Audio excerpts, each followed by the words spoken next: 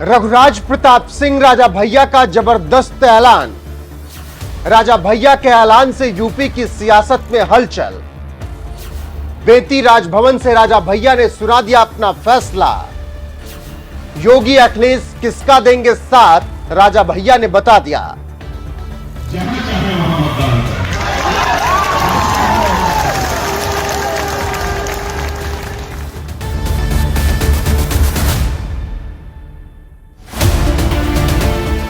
नमस्कार, मैं हूं आपके साथ रोहित और आप देख रहे हैं एनएमएफ न्यूज। उत्तर प्रदेश के प्रतापगढ़ के कुंडा से विधायक और जनसत्ता दल लोकतांत्रिक के राष्ट्रीय अध्यक्ष रघुराज प्रताप सिंह राजा भैया ने कुछ दिनों पहले देश के गृह मंत्री अमित शाह से मुलाकात की थी, तो ये कयास लगने शुरू हो गए थे कि वो लोकसभा चुनाव में बीजेपी को ही समर्थन देंगे, जिसके लिए उन्होंने कुंडा के बेती राजभवन में अपने कार्यकर्ताओं को बुलाया और बातचीत करने के बाद एक बड़ा फैसला सुना दिया है, जिसने यूपी की सियासत में हलचल पैदा कर दी है। आने वाले चुनाव में अपने मन मर्जी से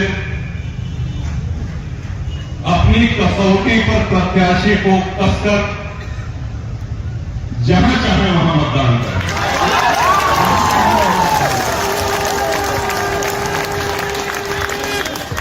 अरे मत बोलो।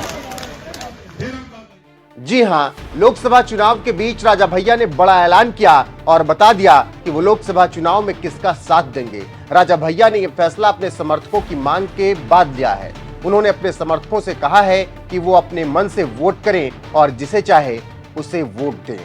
मनन करने के बाद अभी जो निर्णय हुआ है कि इस लोकसभा चुनाव में जिनको जहां मतदान करना हो, आशीर्वाद देना हो, वो दें। ऐसा क्या आगे की रणनीति रखा इस चुनाव में? नहीं, सस्पेंस जैसी कोई बात नहीं थी। जैसा कि आप लोग जानते हैं, जनसत्ता दल का कोई भी प्रत्याशी इस संसदीय चुनाव में कौशाम्बी और प्रतापगढ़ में नहीं लड़ रहा।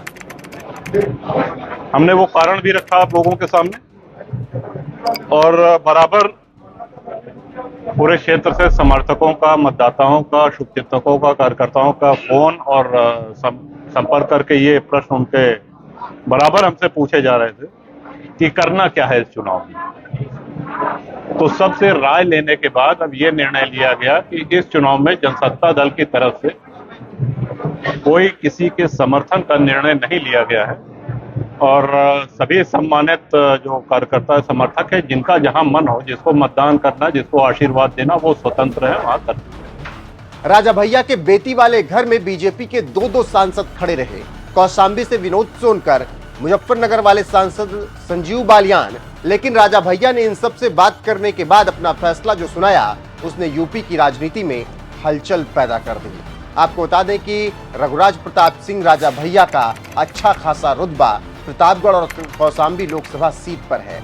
ऐसे में उनका ये फैसला बहुत कुछ तय कर सकता है। राजा भैया ने यह फैसला जिस तरीके से सुनाया, उसने उत्तर प्रदेश की सियासत में भूचाल ला दिया है। राजा भैया ने किसी को भी समर्थन नहीं दिया, ना ही अखिलेश यादव को, ना ही मोदी योगी को, और अपना फैसला उन्होंने न्यूट्रल रखा है। जिसको मन करे उसको वोट करें, उन्होंने कह दिया है। गौरतलब है कि कई राजनीतिक दलों ने राजा भैया से समर्थन मांगा था, जिसके बाद राजा भैया के समर्थकों ने उनसे किसी भी पार्टी को समर्थन नहीं देने की अपील की और उसके बाद ये ऐलान किया गया। साथ ही राजा भैया ने दावा किया है कि प्रतापगढ़ लोकसभा सीट और कौशाम्बी लोकसभा सीट पर जनसत्ता दल कोई उम्मीदवार नहीं उतारेगी, लेकिन 25 मई को वोटिंग में उनके समर्थक किसी को भी वोट देने के लिए बिल्कुल फ्री हैं। तो इससे आप अंदाजा लगा सकते हैं कि किस तरीके से रघुराज प्रताप सिंह ने बड़ी चाल चल दी है। और अब देखना होगा कि 4 जून को जब नतीजे आते हैं तो उनके इस फैसले का क्या कुछ फर्क कौशाम्बी लोकसभा सीट और प्रतापगढ़ लोकसभा सीट पर दिखता है। ऐसे में राजा भैया के इस फैसले पर आपकी राय क्या है, कमेंट करके हमें जरूर बताएं और बने रहें हमारे साथ। हमने वो कारण भी रखा आप लोगों के सामने और बराबर पूरे क्षेत्र से समर्थकों का, मतदाताओं का, शुभचिंतकों का, कार्यकर्ताओं का फोन और संपर्क करके ये प्रश्न उनके बराबर हमसे पूछे जा रहे थे कि करना क्या है इस चुनाव में। तो सबसे राय लेने के बाद अब ये निर्णय लिया गया कि इस चुनाव में जनसत्ता दल की तरफ से कोई किसी के समर्थन का निर्णय नहीं लिया गया है और सभी सम्मानित जो कार्यकर्ता समर्थक है, जिनका जहां मन हो, जिसको मतदान करना, जिसको आशीर्वाद देना, वो स्वतंत्र है, वहां कर सकते हैं। सर, आज भाजपा संजीव बालियान भी आए थे और सपा कैंडिडेट दोनों प्रत्याशियों से सर आपने मुलाकात की है कौशाम्बी से? जहां तक संजीव जी की बात है, वो हमारे व्यक्तिगत मित्र हैं, उनसे हमारा राजनीतिक संबंध नहीं है। और प्रत्याशी दोनों आए थे, और जो बात हम आपसे कह रहे हैं उनसे भी हमने यही कहा कि ये कार्यकर्ता सम्मेलन के बाद ही स्थिति स्पष्ट हो पाएगी कि हम लोग क्या करेंगे। सर अभी सारे सभा के चुनाव हुए जिसमें 2 विधानसभा हम लोग जीते, लेकिन 3 में हमको सफलता नहीं मिली।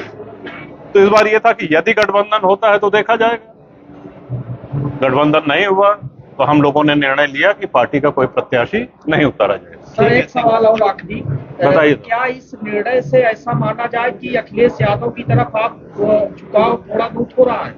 आप पूरी सभा में रहे, आप हमारे वक्तव्य को बहुत ध्यान से आप सभी पत्रकार भाइयों ने सुना। क्या आपको हमारे किसी वाक्य से किसी भी तरफ, हम किसी एक व्यक्ति एक पार्टी की बात नहीं कर रहे हैं। देखिए, जो बंद कमरे में बोलते हैं वही मंच से बोलते हैं। आप हमसे बंद कमरे में भी पूछेंगे तो हम वही चीज कहेंगे जो हमने मंच से कही। जिनकी जहां इच्छा हो वो वहां मतदान।